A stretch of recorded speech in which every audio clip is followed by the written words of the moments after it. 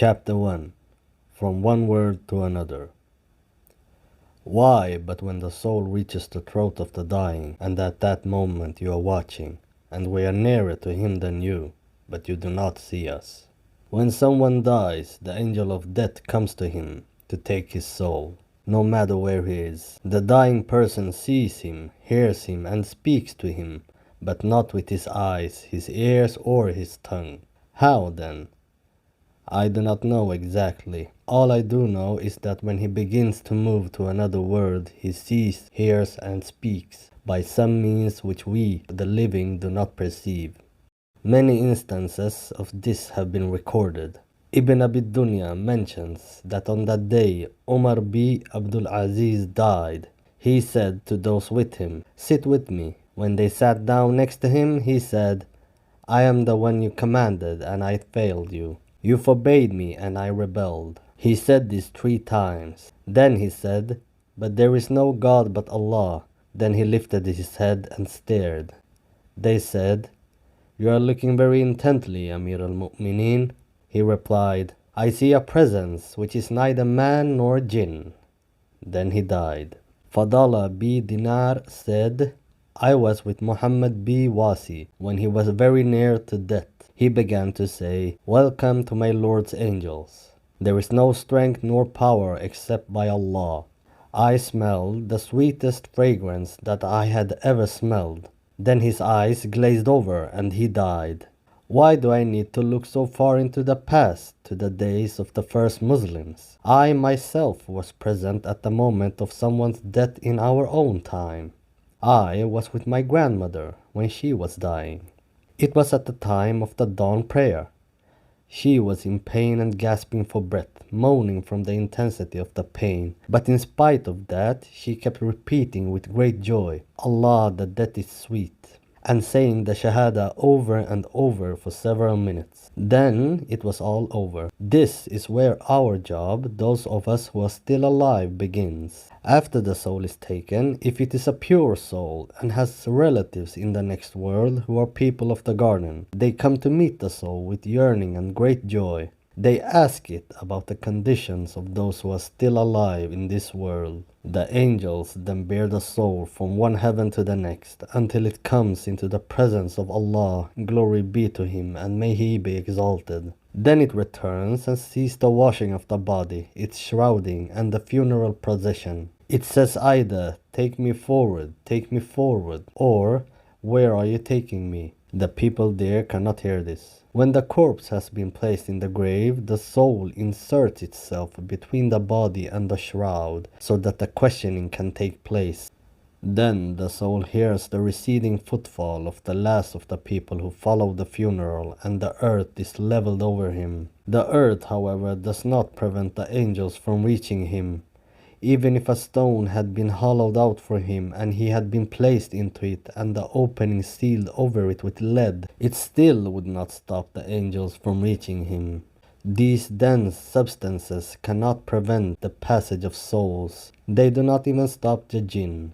Allah, glory be to Him, made stone and earth the same for the angels as air is for birds. The grave expands and stretches for the soul, and as a result for the body as well. The body is in a grave of the narrowest dimensions, and yet it expands, because of the soul as far as the eye can see. For details and confirmation of what I have said, I will quote a sound hadith of the Messenger of Allah sallallahu alaihi wasallam, may Allah bless him and grant him peace.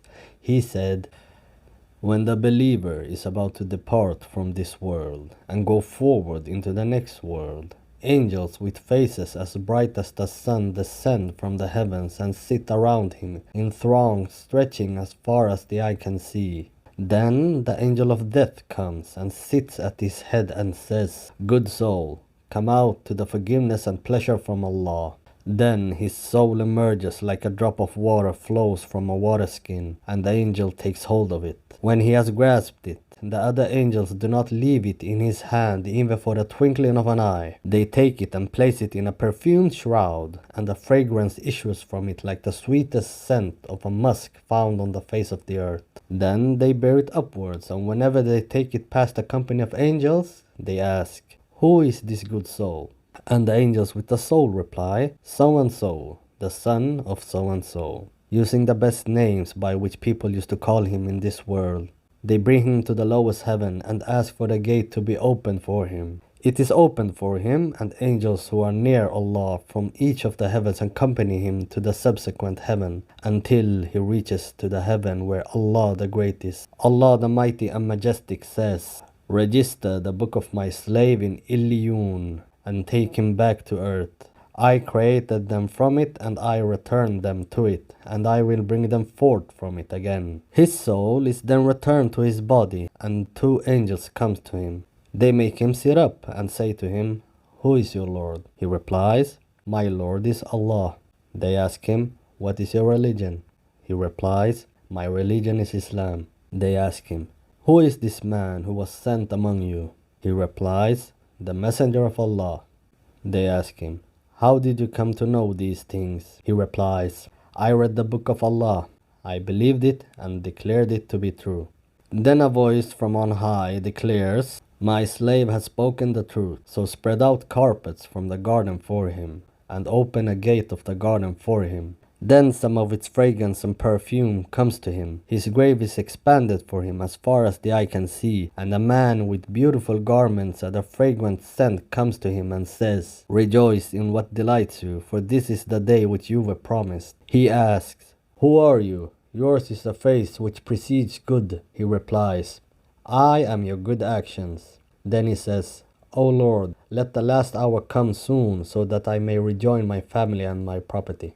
When an unbeliever is about to depart from this world and go forward into the next world, angels with black faces descend from the heavens carrying rough hair cloth and sit around him in throngs stretching as far as the eye can see. Then the angel of death comes and sits at his head and says, foul soul, come out to the wrath and anger of Allah. Then his soul divides up in his body, and it is dragged out like a skewer is pulled out of wet wool. Then the angel takes hold of it. When he has grasped it, the other angels do not leave it in his hand for the twinkling of an eye. They take it and wrap it in rough hair cloth, and the stench comes out of it like the worst stench of a corpse on the face of the earth. Then they take it up, and whenever they take it past a company of angels, they ask, who is this foul soul? And the angels with the soul reply, so and so, the son of so and so, using the worst names by which people used to call him in this world.